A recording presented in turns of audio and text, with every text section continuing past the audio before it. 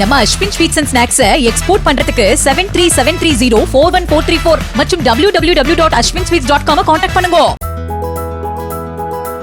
படையப்பா படத்தில் நீலாம்பரி கதாபாத்திரம் முன்னாள் முதலமைச்சர் ஜெயலலிதாவை மையப்படுத்தி எடுக்கப்பட்டதாக படம் வெளியான காலத்தில் புரளிகள் கிளம்பியதாக நடிகர் ரஜினிகாந்த் தெரிவித்தார். திரையுலகில் ரஜினியின் 50வது ஆண்டை கொண்டாடும் விதமாக அவரது பிறந்த நாளான வருகிற டிசம்பர் 12ஆம் தேதி படையப்பா திரைப்படம் திரையரங்குகளில் மீண்டும் வெளியிடப்பட இருக்கிறது.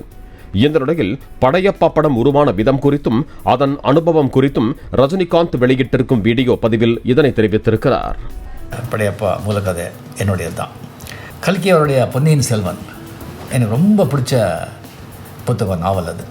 அதில் வர நந்தினி கேரக்டர் ரொம்ப பிடிச்சிருந்த கேரக்டர், நந்தினி கேரக்டர் 98 அது சிங்களை இது பண்ணும்போது அது ஜெயலலிதா வச்சு ஒரு நீலாம்பரி ரம்யா கிருஷ்ணன் அப்படி பண்ணிட்டு இருக்காங்க அப்படின்னு சொல்லி அப்போயே ஒரு புரளி மாதிரி வந்துடுச்சு.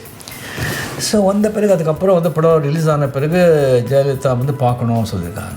சில பேர் தான் வேண்டாம் இது காமிக்கிறேன். அது சிஎம் பார்த்துட்டாங்க, கலைஞர் சார். அப்போ சிஎம் அது படம் பார்த்துட்டு ரொம்ப இதான பிறகு ஜெயலலிதாவை பார்க்கணும்னு சொல்லியிருக்காங்க.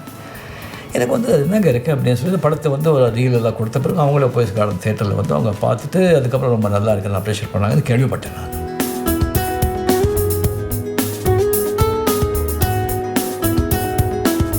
நம்ம Ashwin sweets and snacks export பண்றதுக்கு 7373041434 மற்றும் www.ashwinsweets.com கான்டாக்ட் பண்ணுங்க.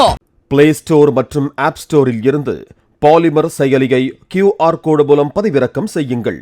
செய்திகளை உடனுக்குடன் பெறுங்கள்.